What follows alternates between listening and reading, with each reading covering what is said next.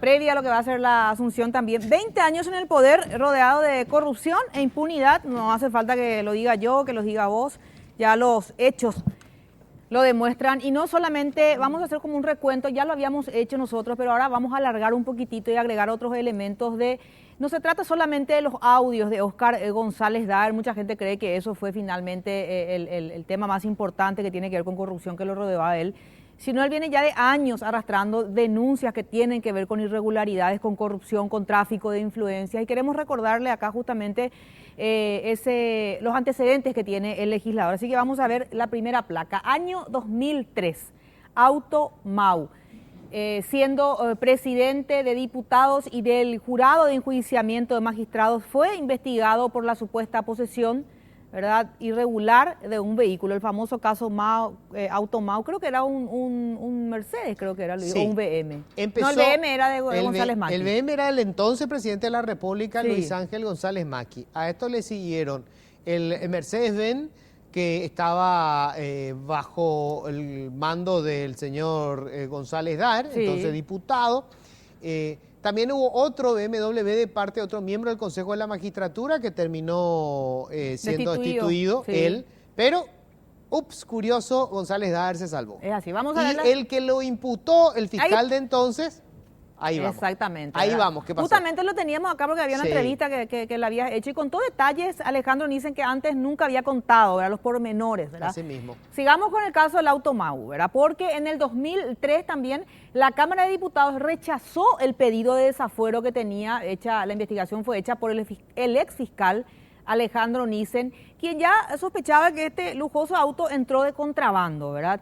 Nissen fue procesado y apartado del caso por animarse a investigar al entonces diputado. Y justamente lo que contaba Nissen acá, la jornada cuando hablaba contigo, creo que fue la semana pasada nomás que estuvo acá, Sí. que ni siquiera, o sea, horas después ya directamente lo procesan y lo obligan prácticamente a dejar la fiscalía. O sea, no, a él no le llegan Sí. a destituir, pero tácitamente Lo sí, suspenden. ¿verdad? Al suspenderlo ya se queda sin Sin goce de salario. sueldo. Sin Sí. goce de sueldo. Lo dejaron prácticamente en la calle y lo que contaba el fiscal Nissen era que tenía que empezar a vender cuestiones personales ya para poder sobrevivir porque tenía una familia. Vamos a ver la siguiente placa, por favor.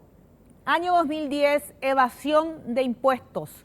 Investigación de última hora y Telefuturo, publicada en agosto de ese año, reveló que numerosas propiedades del senador González Daer supuestamente pagaban ínfimas sumas por impuesto inmobiliario en Luque. Cuando yo digo supuestamente me refiero a Luis, a que como no terminó una vez más el juicio, no hubo una acusación, entonces uso la palabra supuestamente, ¿verdad? Claro, porque en realidad pagaba ínfima En suma. realidad, sí, pero... Porque de hecho él devolvió la plata. Claro, Sí. claro, gracias a la adulteración de datos en la municipalidad para favorecerlo. O sea, se cocinaba en el municipio. ¿Y quién estaba en el municipio? Vamos a ver la siguiente placa, por favor.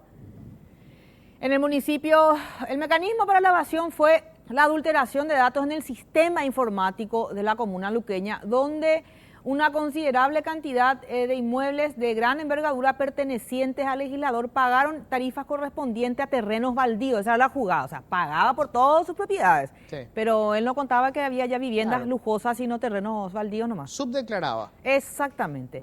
La siguiente placa, por favor, ya tiene que ver un poco cómo lograba un poco este trámite. La adulteración se realizó en la municipalidad de Luque cuando estaba como intendente Raúl Carjallo, ¿verdad?, Carjallo. que es cuñado del hermano de Óscar González Daer, o sea, es cuñado de Ramón González Daer, o sea, así se manejó Luque siempre, siempre en poder de los González Daer, ¿verdad? Óscar González Daer pagaba los impuestos de sus propiedades entre 10 y 50% menos que sus vecinos. Sí. O sea, 10 es lo mínimo de algunos que encontraste, ¿verdad? Pero la mayoría pagaba solo la mitad de lo que Juan Pueblo pagaba, por ejemplo, en la ciudad de Luque, ¿verdad? Vamos a ver la siguiente placa, por favor. Vamos a ver si tiene que ver siempre con el año 2010. En este caso, funcionarios fantasmas. Alely Silva fue procesada en diciembre del 2010 por supuestamente cobrar sueldos de 12 funcionarios que eran planilleros del Tribunal Superior de Justicia Electoral. La Alely era una mujer política de funcionaria. confianza Sí. de Óscar González Así Daer, ¿verdad? mismo. Aparentemente estaba al servicio de seccionales de Luque a pedido de Óscar González Daer, entonces presidente, ya cuando eso del Congreso, por ejemplo. O sea, él contrató una cantidad de gente, los metió en el TSJE y las tarjetas se le entregaban a Lely, que era la secretaria de confianza de Óscar González Dar, una de las tantas. Vamos a ver la siguiente placa, por favor, que tiene que ver siempre con este caso. La mujer era secretaria privada de Óscar González Dar cuando el hecho se hizo público. Videos del circuito cerrado de los cajeros automáticos, esa es una de las primeras veces que se mostró así directamente. Sí. Cajeros automáticos mostraron a la imputada retirando el dinero perteneciente justamente a los planilleros con las tarjetas, porque aparte de ver el video, el circuito cerrado, también se corroboró las fechas que esas tarjetas supuestamente tenían movimiento y eran las fechas donde ella estaba ahí con las tarjetas de los funcionarios. Vamos a ver la siguiente placa, por favor. Según las investigaciones de este caso, los funcionarios fantasmas, los funcionarios eran planilleros del TSJ y su sueldo era de 1.200.000 cada uno, de los que finalmente se le entregaba solo 200.000. Claro, ellos no iban, ¿verdad? 1 millón iba aparentemente para González Dar, o sea, a través de la secretaria, y los 200.000 quedaba para ellos como un plus. Un plus, porque por ellos prestar su nombre. Por prestar el nombre, porque ellos finalmente no trabajaban. Es muy diferente al caso de José María Ibáñez, que finalmente su gente sí trabajaba, ¿verdad? Y le pagaba igual la mitad. Vamos a ver la siguiente placa, por favor.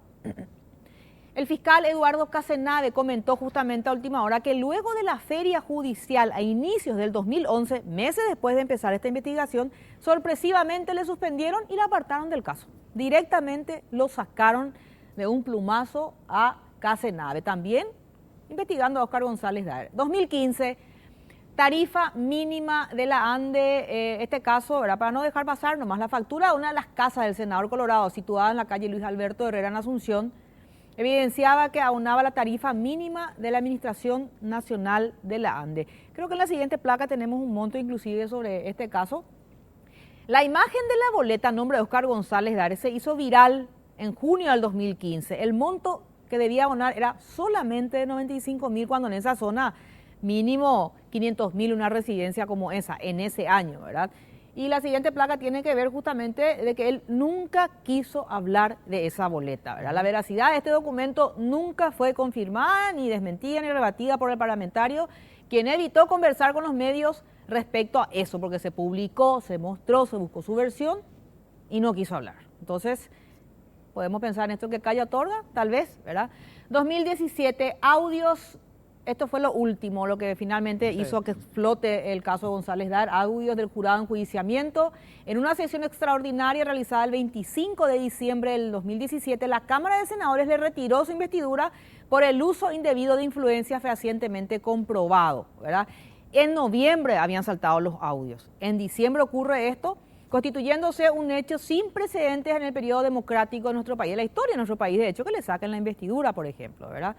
La siguiente placa, numerosos audios filtrados de conversaciones telefónicas evidenciaron el esquema de corrupción y el grosero tráfico de influencias que encabezaba González Dar como titular del jurado de enjuiciamiento de magistrados. O sea, una larga trayectoria en diferentes escenarios políticos, inmobiliarios, de electricidad. Las varias grabaciones revelaron la rosca corrupta que manejaba la justicia y la causa de que muchas causas hoy, valga la redundancia, hoy estén cajoneadas, ¿verdad? Y este es el motivo que hizo que la gente hoy se esté manifestando, ¿verdad? Y entre eso se suma lo otro, Luis, lo que dicen algunos ciudadanos que hablan detrás de cámara frente a la casa de González Dar, dice, nos sacó las casas, es usurero, no permite que se le pague las cuotas que se les tiene que pagar, se esconde cuando llega la fecha de pago para finalmente ejecutar el pagaré y quedarse con las propiedades. Es lo que dicen detrás de cámara porque los luqueños tienen miedo, ¿verdad? Esto tampoco no está comprobado, pero